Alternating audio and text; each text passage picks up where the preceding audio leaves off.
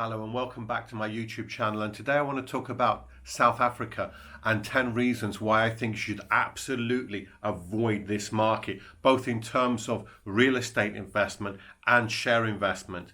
Now, South Africa is an absolutely wonderful country to visit. I've been there and I really enjoyed, well, when I say I really enjoyed it, but I could see it was not an easy country to go around by yourself, and I ended up doing a lot of tours because I did feel intimidated. But let's give you 10 reasons why I think you should absolutely avoid this market.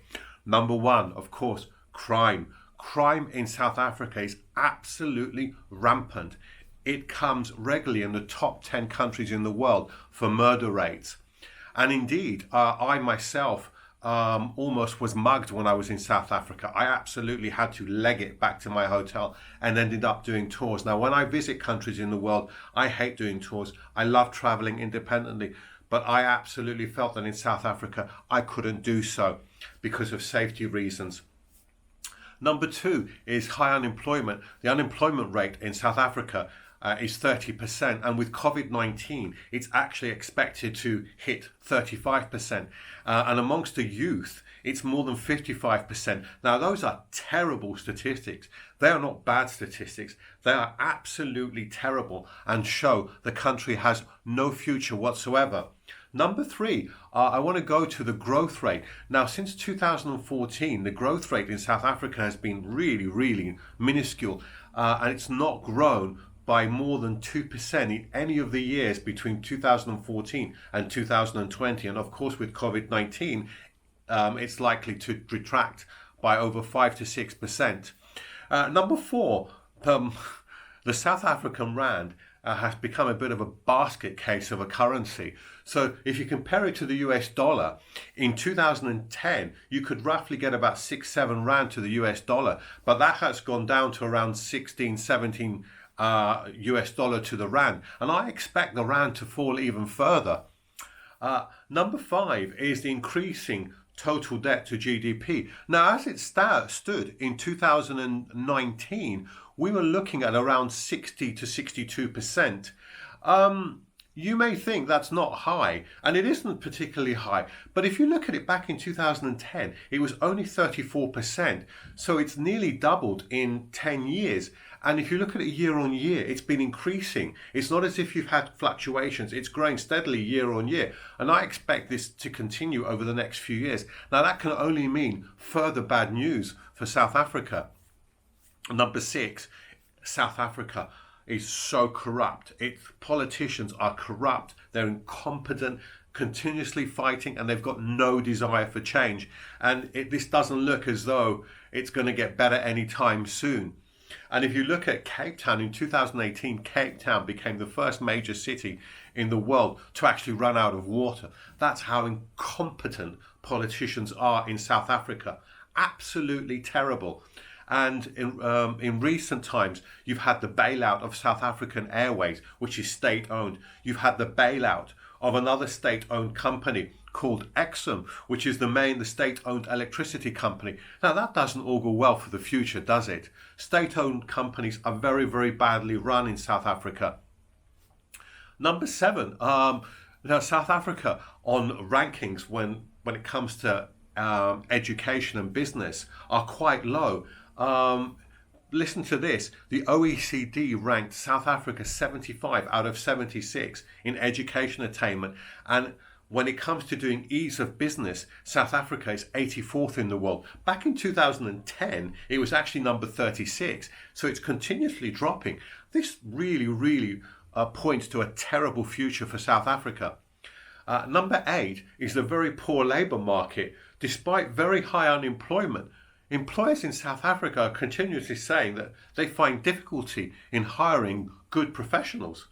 How can that be when you've got such a high unemployment rate? This is really unbelievable, and it points to the fact that South Africa is in dire straits. Number nine, and somebody told me this statistics, and I had to actually look it up for myself because I couldn't believe it. Did you know that 5%, only 5% of the population pays 95% of income tax? That is crazy. And apparently they still don't get any benefits. So this 5% of the population are actually paying for private medical healthcare as well. So what are they getting out of this? This points to the fact, what I think in the future, this 5% could actually emigrate out of South Africa. And if that happens, and this, let's say, high-level people leave South Africa, then South Africa could find itself in even more trouble. Number 10, taxes in South Africa are pretty high as well. So you've got income tax, which ranges from 18% to 45%. And that applies to property as well, rental income tax. If you get a very, very high rents in South Africa, you can pay as much as 45%. You've got corporation tax, which is 20%. Now that's quite high as well. You've got high payroll taxes, high inheritance tax as well. And when it comes to buying property, you've got high buy-sell costs as well. So when you buy a property in South Africa, you have to pay transfer duty, registration fees, conveyance fees. And this can often come to between 5 and 15%. Typically, you'll pay around 8 to 10%. The higher the value of the property, the more you're going to pay. And when you sell a property in South Africa, the estate agent fees are huge. You can pay up to about 7.5% plus VAT for selling your property. Now, compared to most estate agents in the world, that is huge. So you could be potentially looking at buy-sell costs of 20% in a country which is already really suffering. That is not good. Now, is there anything to recommend South Africa? No. I would say South Africa is a country on the verge of collapse. Even if you look at it, many people point to the fact that it's got good gold reserves. It has 12% of gold reserves, and it actually has 88% of platinum group metal reserves. That could be a little bit of a saving grace, but listen to this. Since the mid-90s, the amount of gold that South Africa exports abroad has fallen by 65%. So how can that be? That's due to high labor inflexibility, strikes, politics.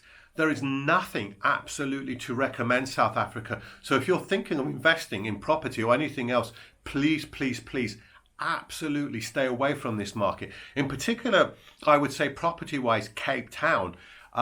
Because if you compare Cape Town to Johannesburg, properties in general cost per square meter or per square foot twice as much, and yet salaries are relatively at the same level. And Johannesburg actually has a higher population density. So I know a lot of foreign investors are thinking, well, Cape Town, it's a lovely place. I've been to Cape. I love Cape Town to visit, but as an investment opportunity, no way.